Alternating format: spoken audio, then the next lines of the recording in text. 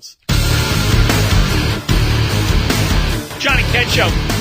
John Cobell and Ken Champeau. It's KFI AM 640. More stimulating talk. We move to the crisis at the border, where the big headline today is Texas Governor Rick Perry sending National Guard troops to the border to help out the Border Patrol with the crisis there. But a story that we have to get into that you need to hear about, and we're trying to get a guest on from this team at the University of Texas, El Paso, that did a 41-page report and sent it to the Department of Homeland Security that, we talked earlier that back in January, the federal government had actually advertised for escorts for unaccompanied minors. Well, the reason for that may be that perhaps even a year before that, they knew that the surge at the border was beginning. Apparently, a number of officials in Texas, at Texas Border Patrol stations, were raising alarms to the federal government about this surge. Now, clearly, it's not as big a surge as it became here in 2014, but there was evidence every few months it was growing. This is a convincing, detailed report that tells you the reason they were putting an ad in for transportation escorts, and we were wondering, what does that mean? They knew this was coming? Yeah, they knew this was coming. According to this report, top officials at the White House and the State Department were warned repeatedly of the potential for an explosion in the number of migrant children 2 years ago. And this is according to former federal officials and others familiar with internal discussions. The White House was directly involved in early 2012 when it helped negotiate a temporary shelter at Lackland Air Force Base in San Antonio. That's the place where a lot of the kids are being held who've developed those terrible diseases, and that's where they've had a private security force threaten to fire or arrest medical personnel that speaks to the media about all the sick kids. It's the same Air Force Base. The number of minors arriving illegally from Central America was only 3,900 in all of 2011.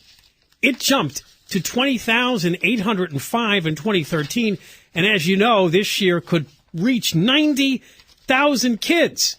And what is it about 2012 that should have gotten our attention? That's the year Obama gave the mini amnesty. That's when he gave the Dreamers the deferred action, it's called, DACA. Deferred action for childhood arrivals. And it wasn't long after that that the message began disseminating back to Central America is send your kids. Right. It was a 2-year waiver on deporting these kids, and it's being extended, indefinitely. Every 2 years, somebody's going to re-sign that waiver. So it became an amnesty. And one official said that Customs and Border Protection and ICE were ringing alarm bells within the Obama administration. But the officials were obsessed with Obama's reelection campaign and trying to get amnesty. They didn't want to hear that, and they knew that if reports came out about a surge of illegal immigrants, whether they're kids or not, at the border in Texas, that wouldn't help when your message is, and I think Napolitano was still in charge then, the border is secure, everything is great, pass an amnesty, because, oh, God, every politician from the right and the left kept saying the same thing.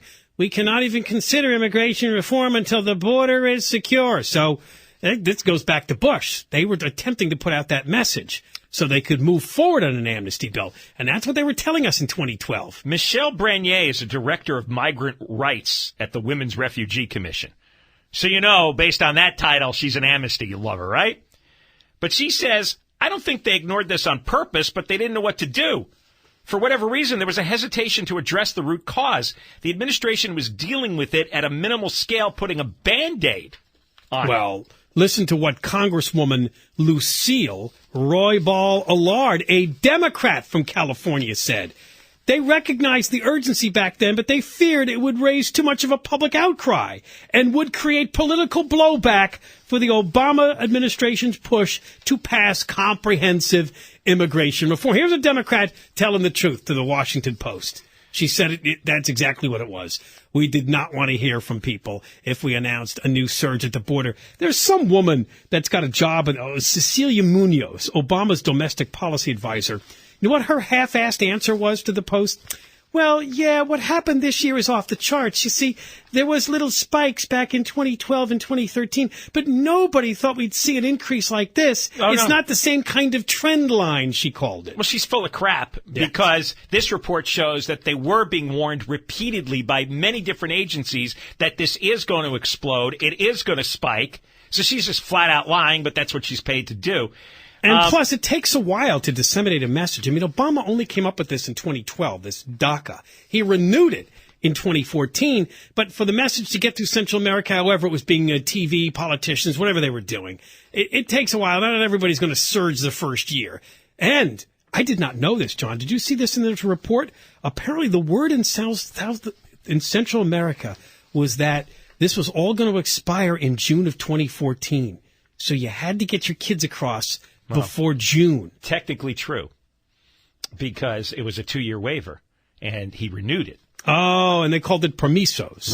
Right. So he renewed the 2-year waiver. Oh, that's as far as he can go with his because they're saying the last month or so there's been a bit of a tail-off in the surge. Yeah, just in July. But now word will come out that he renewed the waiver. Oh, you're right. That'll start a new wave. Roy Ball Allard, again, the Democratic congresswoman from California, she said Democrats worried that the escalating border crisis, going back a year or two, would help Republicans make the case that the administration's policies had failed. That was always a concern of mine. How to address the issue in a way that did not detract from the need for comprehensive immigration reform. Well, you talk about politics get in the way of reality, huh? Don't let people know the truth because they might get worked up that we don't have the border secure. They were lying about the border being secure to get the amnesty, and when we were getting overrun with tens of thousands of children and families, they couldn't admit the truth because that would prove that everybody was right, that the border's not secure, that we should be having an amnesty. Just the talk of amnesty or giving out these partial amnesties was creating an even worse problem. And you know what? This would have went on.